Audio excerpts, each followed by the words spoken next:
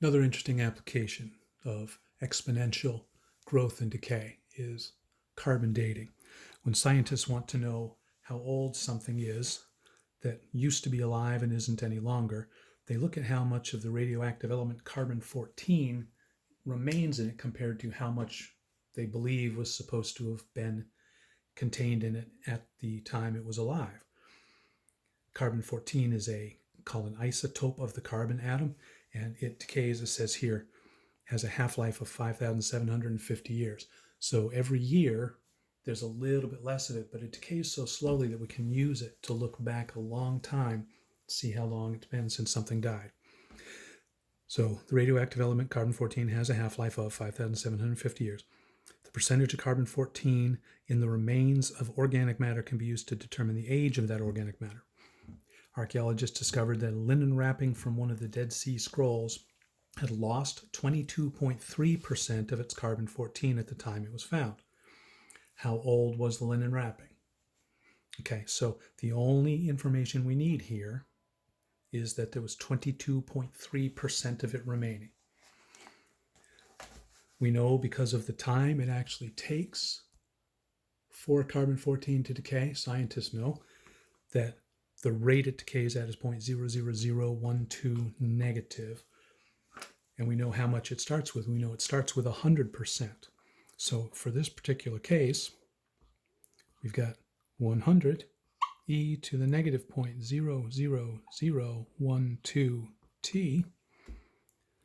For all carbon dating, we would start with that part of the equation, and all we need to know is how much was left.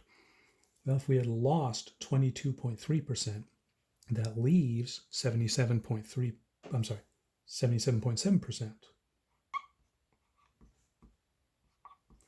I think that's right. I'll do 100 minus 22.3, 77.7%. Okay, so carbon dating, always 100 times e to the negative 0.00012 t, and that's going to be equal to how much of the carbon remained. And if we can solve this equation, we can find how long this thing has been dead. And we talked about solving this equation a couple sections ago, or maybe in the last section, I don't remember. When our variable is stuck up here in the exponent, we're going to have to involve logarithms. That's why we talked about them, so we could deal with situations like this. First step, though, is to isolate the exponential part on this side. We don't want that 100 out in front. So I'm going to divide both sides by 100. I apologize, my handwriting is much better on the actual board. So we get 0.777 equals e to the negative 0.00012 t. Now we can use the log of both sides, and we're going to use natural log since we're dealing with e. So we'll get the natural log of 0.777 on the left, and the right will really simplify because the natural log of e to a power is just the power. Remember what the natural log is. It's asking the question, e to what power would be equal to e to that power? The answer is going to be that.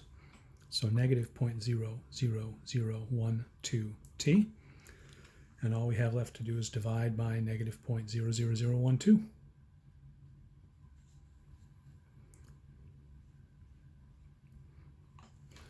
And that's how many years the Dead Sea Scrolls, or rather the wrapping for the Dead Sea Scrolls, that's how long that papyrus has been dead.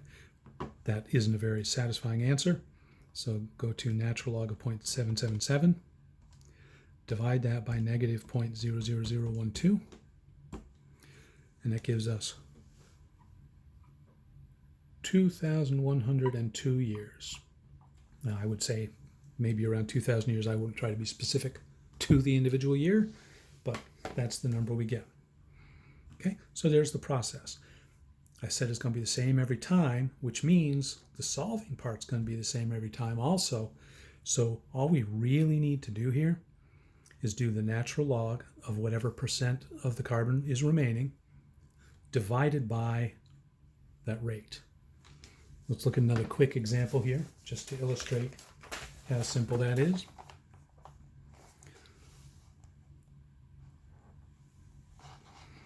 In 1970, Amos Flora of Flora, Indiana, discovered teeth and jaw bones while dredging a creek.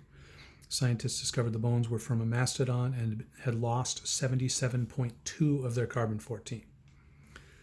So how old were they at the time they were discovered? They had lost 77.2. Right, so go back here. I guess I'll redo it because I smudged it pretty badly. If it lost 77.2, then 22.8 remain. So we've got 22.8. On the other side, we've got our 100 times e to the negative 0.00012 t. Oh, my bad. There. Divide both sides by 100. That's going to give us 0.228 is e to the negative 0.00012 t. A lot of repeatedly writing the same stuff here, which is why I kind of like the shortcut. We know what we're going to do from here. We're going to take the natural log of both sides, which is going to give us the natural log of 0.228 on the left. And when we do the natural log of this on the right, it's just going to give us the exponent, negative 0.00012 t. Divide both sides by negative 0.00012. And we get whatever that is. Natural log of 0.228 divided by negative 0.00012. And we see that the mastodon there had been dead 12,320 years. Okay.